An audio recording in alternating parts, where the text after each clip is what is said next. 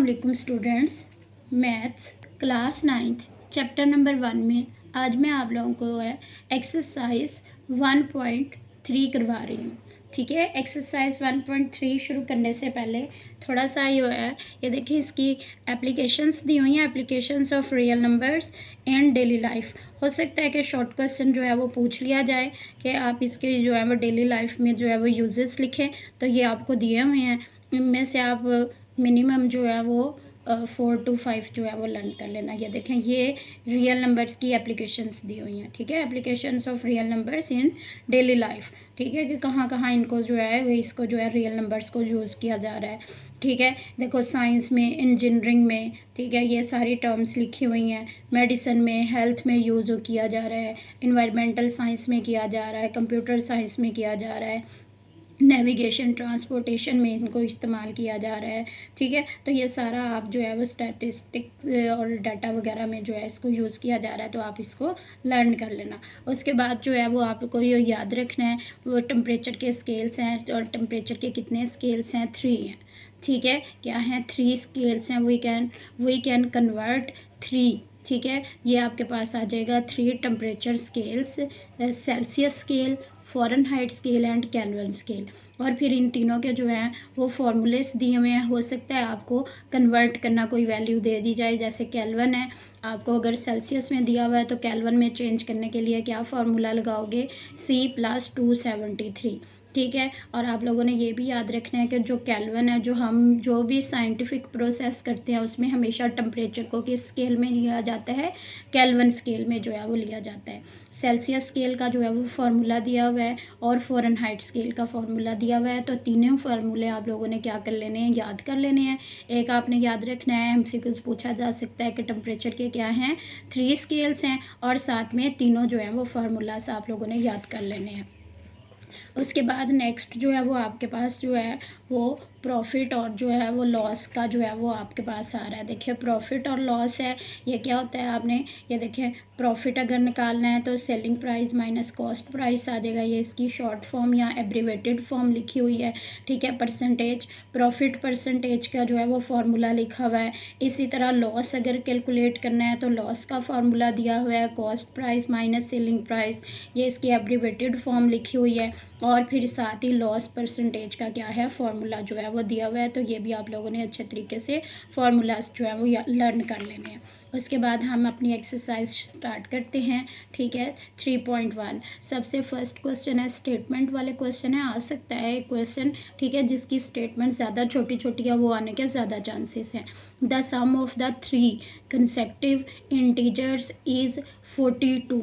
ठीक है, हमारे पास 3 कंसेक्टिव कोई नंबर्स हैं, इंटीजर्स हैं, और उनका सम आएगा वो क्या है? 42 है। फाइंड द 3 इंटीजर्स, हमने वो तीनों इंटीजर्स क्या करने हैं? फाइंड आउट करने हैं।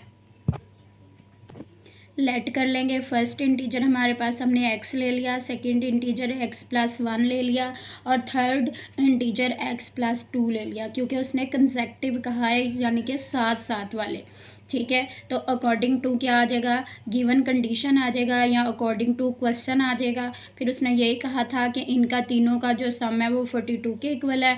तो हमने तीनों क्या किया? x+1 x+2 इक्वल टू 42 आ गया। अब देखिए 3x दिए हुए हैं, 1x 2x और 3x। तो यहाँ पे हमने क्या किया? 3x+3 आ गया। 1 और 2 क्या हो गया? 3 हो गया, और इक्वल टू 42 हो गया।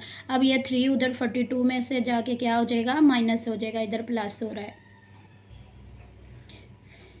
तो 42 में से 3 माइनस हो गया तो 39 बच गया। अब देखिए 3 इधर मल्टीप्लाई हो रहा है, तो इधर आके क्या हो जाएगा? डिवाइड हो जाएगा। तो इस तरह हम 39 को 3 पे क्या कर देंगे? डिवाइड कर देंगे, तो 13 आ गया। अब हमारे पास जो x की वैल्यू आ गई वो क्या आ गई? 13 आ गई।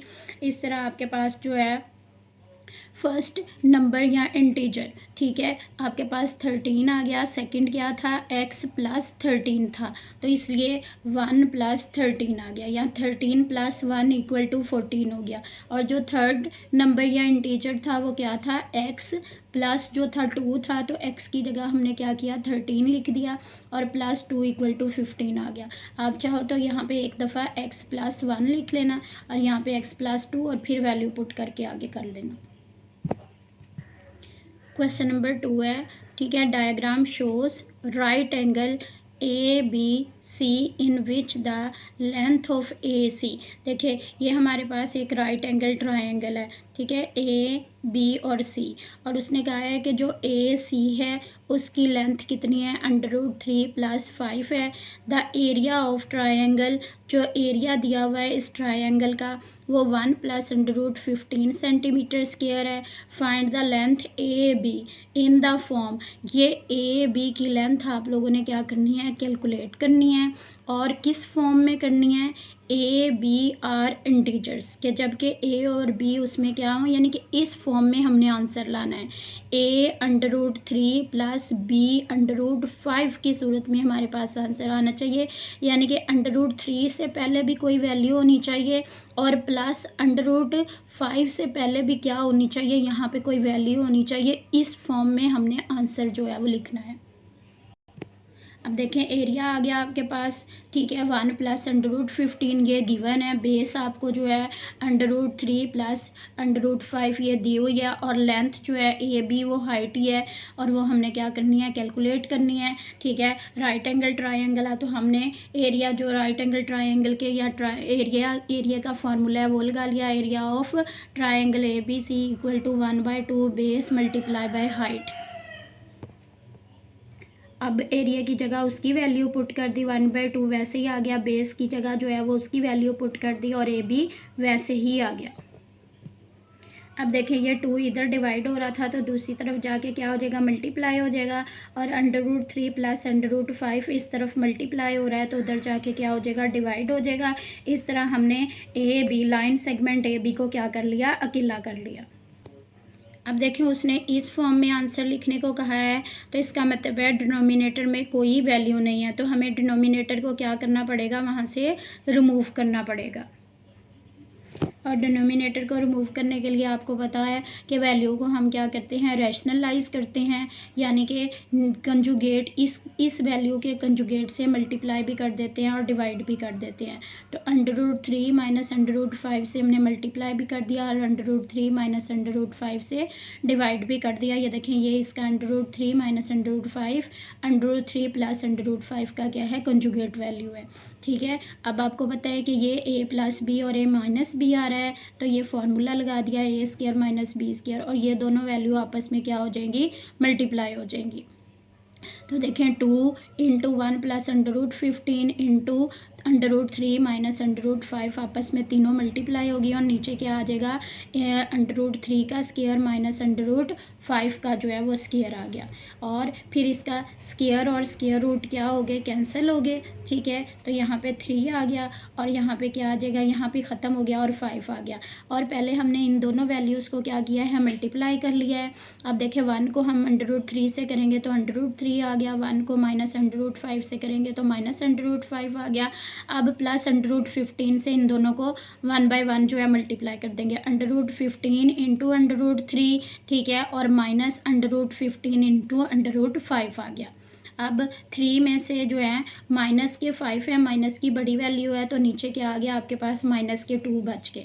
और उसके बाद ऊपर देखिए हम इसको थोड़ा सा सिंप्लीफाई करके लिख लेते हैं कि हमारे पास यानी कि √3 वाली वैल्यू अलग कर लेते हैं, और √5 वाली वैल्यू जो है हम इकट्ठी कर लेते हैं। ये देखें एक ये √3 वाली वैल्यू है और एक ये √3 वाली वैल्यू है। √3 + √3 × √15 और √5, ठीक है, ये आ गया ये वाली वैल्यू, और ये वाली वैल्यू मैंने क्या किया है, इनको दोनों को इकट्ठा कर लिया, √5 × √15, ठीक है। और ये 2 माइनस का 2 और प्लस का 2, ये 2 से कैंसिल हो गया, और नीचे क्या बच गया आपके पास, -1 बच गया। अब देखिए हमने क्या किया है, यहाँ से √3 बाहर कॉमन ले लिया, तो 1 + √ क्या आ गया, 15 आ गया। यहाँ से √5 बाहर कॉमन ले लिया है, तो 1 + क्या आ गया, √ जो है वो 15 जो है वो आ गया है। ठीक है। तो अब देखें आपके पास -1 है, ये माइनस है, आपके ऊपर जाके क्या हो जाएगा, मल्टीप्लाई हो जाएगा। तो ये प्लस की वैल्यू थी तो ये माइनस की वैल्यू आ गई, ये माइनस की थी तो ये क्या आ गई, प्लस की आ गई। ठीक है, क्योंकि हमने यही वाली फॉर्म बनानी थी। उसने कहा था कि a into √3 plus b into √5 होना चाहिए। तो ये हमारा a आ गया, ठीक है, और ये हमारा b आ गया। तो ये आपके पास इसका जो है वो आंसर आ गया। 3 है, a rectangle has sides of length, ठीक है, 2 plus √18 metre and 5 minus 4 √2 metre. Express the area of the rectangle in the form of a plus b √2 where a and b are integers, यानी कि कोई भी numbers हो सकते हैं। अब देखो, अब फिर उसने खुद बता दिया कि आपका जो आंसर होना चाहिए वो इस फॉर्म में होना चाहिए। एक रेक्टेंगल दी हुई है, रेक्टेंगल की 2 साइडें दी हुई हैं और हमने एरिया कैलकुलेट करना है। आपको पता है लेंथ और विड्थ दी हुई है, हम दोनों को मल्टीप्लाई करेंगे, एरिया आ जाएगा। लेकिन वैसे थोड़ा सा ट्रिकी होगा कि आंसर क्या करना होगा, इस फॉर्म में जो है वो निकालना होगा। Length of one side L is equal to 2 plus √18 metre, length of second side W is equal to 5 minus 4 over √2 metre, area of rectangle A equal to question mark.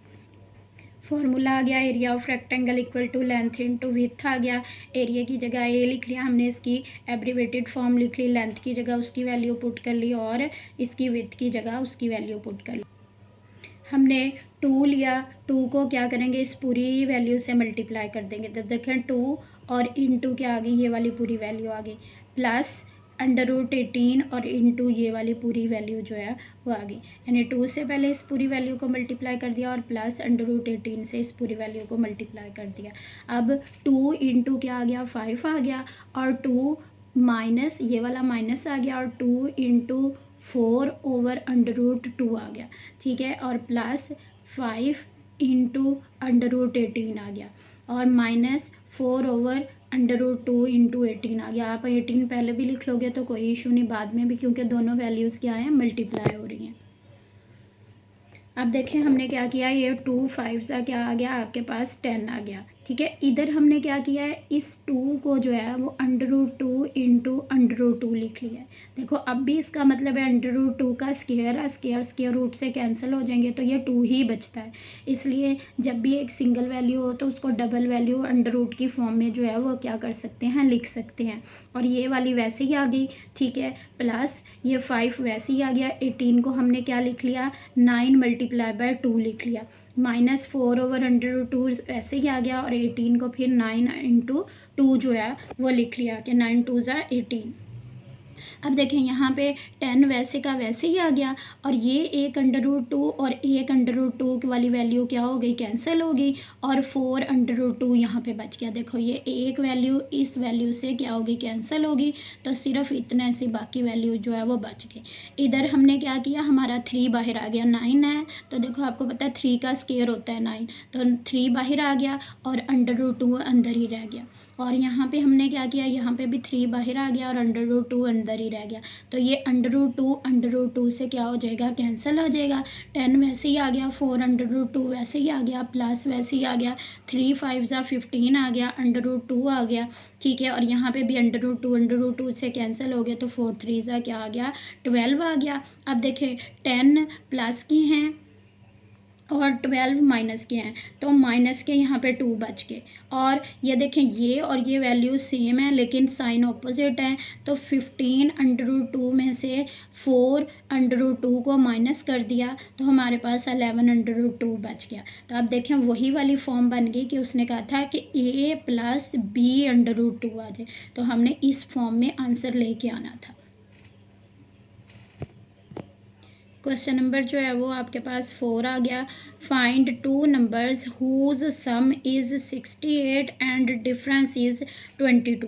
Important question है, short में भी आ सकता है। देखिए 2 और 3 जो थे वो थोड़े से ट्रिकी हैं, और 2 और 3 में से भी अगर आप कहो कि इम्पॉर्टेंट और एग्जामिनर मुश्किल देना चाहता है तो वो 3 वाला देगा, और ये आगे जो है ये आपके पास ये सबसे सिंपल और आसान question. First number equal to x हमने लर्ट कर लिया, सपोज कर लिया, और सेकंड नंबर जो है वो y है।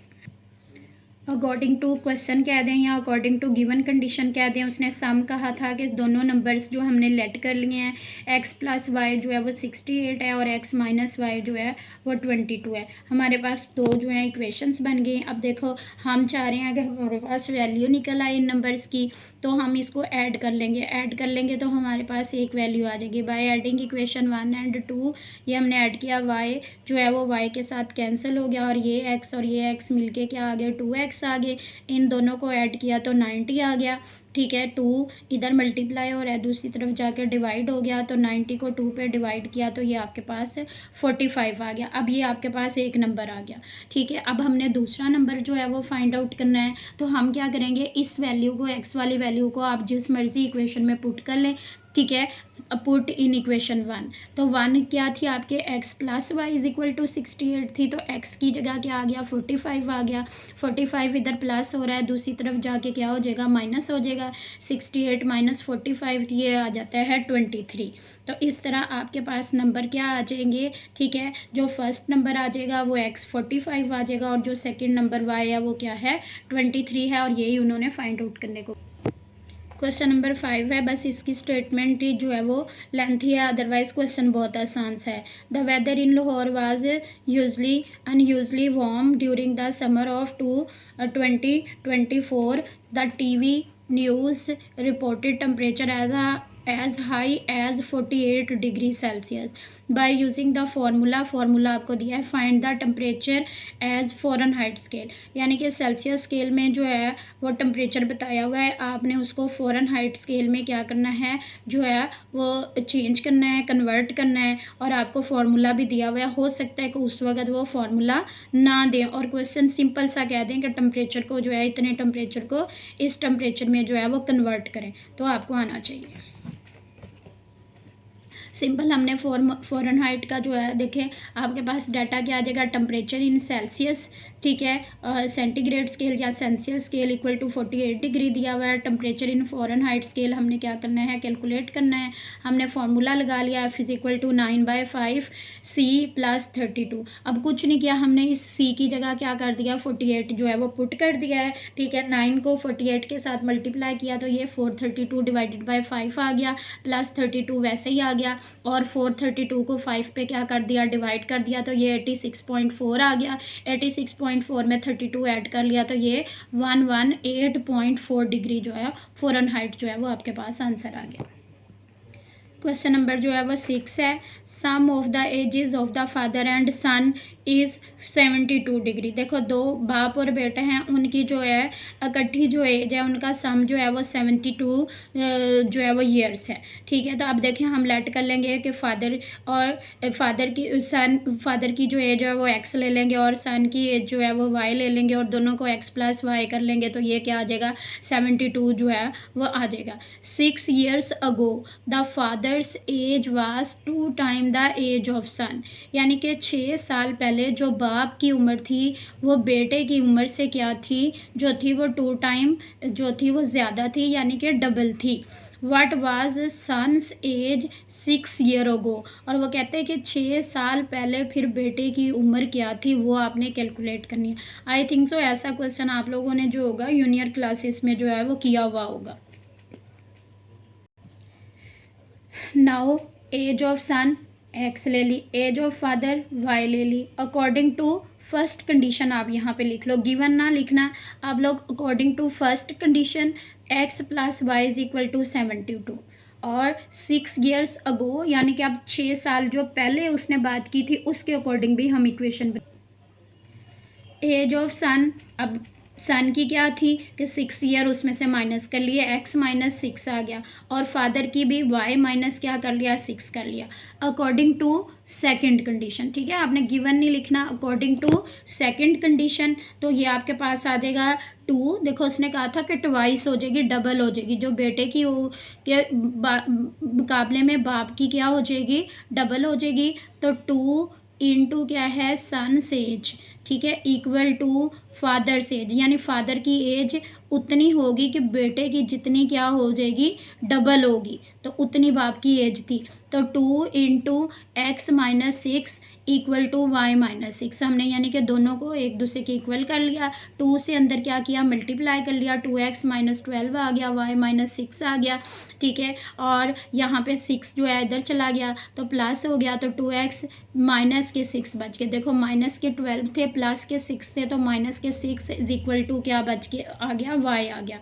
ठीक है। और आपके पास यहाँ से ये y की वैल्यू आ गई। आप इसको जो है किसी एक इक्वेशन में पुट करके तो आप क्या कर सकते हो, उसमें से x की वैल्यू जो है वो निकाल सकते हो।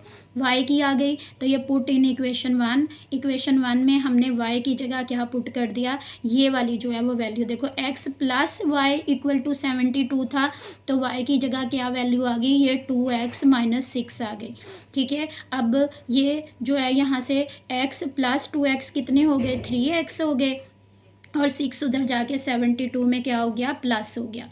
तो 3x इज इक्वल टू क्या आ गया, 78 आ गया। 3 इधर मल्टीप्लाई हो रहा है, दूसरी तरफ जाके क्या हो गया, डिवाइड हो गया, तो ये आपके पास 26 आ गया। तो यानी कि जो बेटे की इस वक्त उम्र है वो 26 है, ठीक है। अब अगर वो कहता है कि 6 साल पहले, तो 6 उसमें से माइनस कर देंगे तो क्या आ जाएगी, 20 आ जाएगी। सन से एज 9, अब जितनी है उसकी वो 26 ईयर्स है, और सन से एज 6 ईयर्स अगो वो क्या आ जाएगा, आप यहाँ पे 26 माइनस 6 लिख के भी लिख सकते हो या डायरेक्ट भी लिख सकते हो, 20 ईयर्स।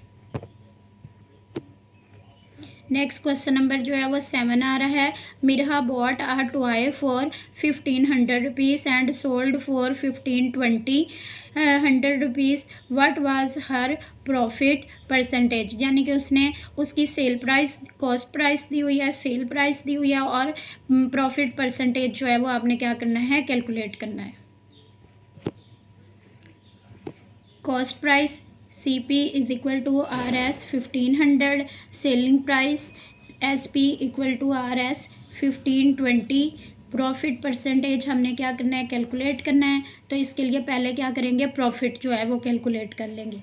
तो sale price minus cost price, तो सेल प्राइस में से कॉस्ट प्राइस को माइनस कर दिया, यानी 1520 में से 1500 माइनस कर दिया, तो बाकी 20 उसका प्रॉफिट आ गया। तो अब प्रॉफिट परसेंटेज जो है वो कैलकुलेट करने के लिए क्या करेंगे हम, प्रॉफिट परसेंटेज या percentage profit is equal to profit divided by cost price multiply by 100, और साथ में परसेंटेज का साइन आ जाएगा। प्रॉफिट 20 आया है, कॉस्ट प्राइस जो है वो थी वो 1500 है, मल्टीप्लाई बाय 100 आ रहा है, यहाँ पे भी परसेंटेज का जो है वो साथ में साइन आ जाएगा। और देखें 2 0 से कैंसिल हो गए, 20 को 15 पर डिवाइड करोगे तो ये 1.33, और साथ में परसेंटेज का साइन आ गया, तो ये प्रॉफिट परसेंटेज जो है वो कैलकुलेट होगी। क्वेश्चन नंबर जो है वो 8 है। The annual income of Tayyab is, ठीक है, 9,60,000 while the exempted amount is, ठीक है, 130,000 lakh. How much tax would he pay at the rate of, यानी 0.75% पे उसको कितना रेट जो है कि इतने रेट पे टैक्स पे करना पड़ेगा। देखिए उसके पास जो प्रिंसिपल अमाउंट थी वो क्या है, इतनी दी हुई है, और इतनी वैल्यू पे उसको टैक्स पे नहीं करना पड़ेगा, यानी कि इस पे उसको जो है वो छोड़ा हुआ है कि इतनी अमाउंट पे टैक्स वो नहीं देगा। जो बाकी अमाउंट होगी उस पर जो है वो कितना टैक्स जो है वो इस रेट से जो है वो कितना टैक्स जो है वो क्या करेगा, पे करेगा। तो एनुअल इनकम ऑफ तैयब यानी कि ये प्रिंसिपल अमाउंट है, ये कौन सी अमाउंट है, प्रिंसिपल अमाउंट है, ये कितनी है, ये गिवन है आपको, ठीक है। और एग्जेम्प्टेड अमाउंट यानी जिस पे उन्होंने टैक्स छोड़ा हुआ है वो इतनी है, और रेट को आपको पता है आर से जो है वो उसको क्या किया जाता है, रिप्रेजेंट किया जाता है कैपिटल आर से, इसको कैपिटल P से, इसको कैपिटल R से, ये 0.75% है। अब टैक्सेबल इनकम जो है, ठीक है, वो हम निकाल लेंगे कि कितनी इनकम पे उसको टैक्स देना पड़ेगा। तो 9,60,000 में से हमने 1,30,000 क्या कर दिया, माइनस कर दिया, तो ये आपके पास 8,30,000 यानी अमाउंट आ गई, जिसके ऊपर उसको टैक्स क्या करना पड़ेगा, पे करना पड़ेगा। और अमाउंट ऑफ टैक्स निकालेंगे तो हम उसको जो रेट है उसके साथ क्या कर देंगे, मल्टीप्लाई कर देंगे। तो 0.75% ये वैसी वैल्यू आ गई। इसको आप देखें अगर डेसिमल से फ्रैक्शन फॉर्म में करोगे तो 75/100 आ गया। देखें 2 के बाद दो डिजिट्स के बाद जो है वो पॉइंट है तो डिवाइडेड बाय 100 आ गया। परसेंटेज को ख़त्म करेंगे तो 1 बाय क्या आ जाएगा, 100 आ जाएगा। ये 1/100 किसकी जगह है, इस परसेंटेज के साइन को रिमूव करके जो है वो उसकी जगह आया है। ठीक है, तो देखो 2 0 2 0, यहाँ पे भी 4 0 हैं, ये कैंसिल हो जाएंगे। 83 को 75 से मल्टीप्लाई करेंगे तो ये 6225 जो है वो रुपीज़ उसके पास है, यानी 6000। ठीक है, और 6,200 जो है 225 रुपीज़ जो है वो उसको जो है टैक्स जो है वो पे करना पड़ेगा। क्वेश्चन नंबर 9 है, लास्ट है, find the compound markup on. ठीक है, ये उसको प्रिंसिपल अमाउंट दी हुई है फॉर 1 ईयर, टाइम दिया हुआ है 1 ईयर, एट अ रेट, और रेट आर आपको दिया हुआ है, पी दिया हुआ है, ठीक है, टी दिया हुआ है और आर दिया हुआ है। और आपने क्या करना है, कंपाउंड मार्कअप जो है वो एनुअली जो है उसको जो है कैलकुलेट करना है या फाइंड आउट करना है कि उसका कंपाउंड मार्कअप कितना होगा। इस क्वेश्चन को आप 2-3 फार्मूलों से जो है वो कर सकते हो। ठीक है, लेकिन जो सही कंपाउंड मार्कअप का फार्मूला है वो मेरा ख्याल है कि जो मैंने यूज़ किया है वही है। प्रिंसिपल अमाउंट पी ये आपको गिवन है, time capital T is equal to 1 year given है, रेट आर आपको 14% दिया हुआ है, और कंपाउंड मार्कअप को आई से रिप्रेजेंट करते हैं, I equal to question mark है। और जो कंपाउंड मार्कअप है उसका formula I equal to A minus P है, और ए मैंने बता दिया कि क्या है, ए अमाउंट आफ्टर इंटरेस्ट, यानी कि जब हम कोई अमाउंट लेते हैं, ठीक है, और उसके ऊपर हमें वापस करना होता है, बैंक से लेते हैं तो वो बैंक कहता है कि अगर आप 1 साल के लिए ले रहे हो तो अगर अब हम आपको इतनी दे रहे हैं तो 1 साल के बाद आपको इतना इसके ऊपर टैक्स आएगा तो वो पे करनी होगी, तो वो वाली अमाउंट होती है।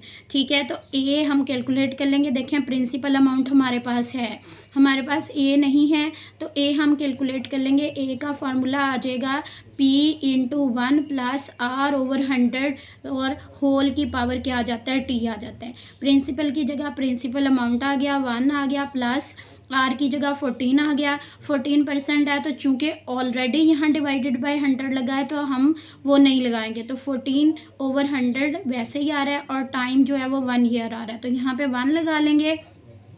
14 को आप 100 पे डिवाइड करोगे तो वही 0 पॉइंट क्या आ जाएगा, 14 आ जाएगा, और 0.14 में 1 ऐड करेंगे तो ये 1.14 आ जाएगा। जब इसको इस वैल्यू के साथ मल्टीप्लाई करोगे तो ये आपके पास कितनी आ जाएगी, 427,500 जो है आपके पास अमाउंट आ जाती है। So I equal to A minus P था, ए की वैल्यू आपके पास ये आ गई, पी की वैल्यू ये है, इसमें से इसको जो है वो माइनस कर दिया तो आपके पास ये वैल्यू क्या आ जाएगी, 52,500 रुपीज़ जो है वो कंपाउंड मार्कअप की आपके पास वैल्यू आ गई। अगर आप वो सिंपल इंटरेस्ट वाला फार्मूला लगाते हो, आई इक्वल टू क्या है, P into R into T, तो उससे भी आंसर यही आ जाता है, लेकिन कंपाउंड मार्कअप का यही वाला फार्मूला होता है। ओके स्टूडेंट, आपने अच्छे तरीके से एक्सरसाइज प्रिपेयर कर लेनी है। अल्लाह हाफिज़।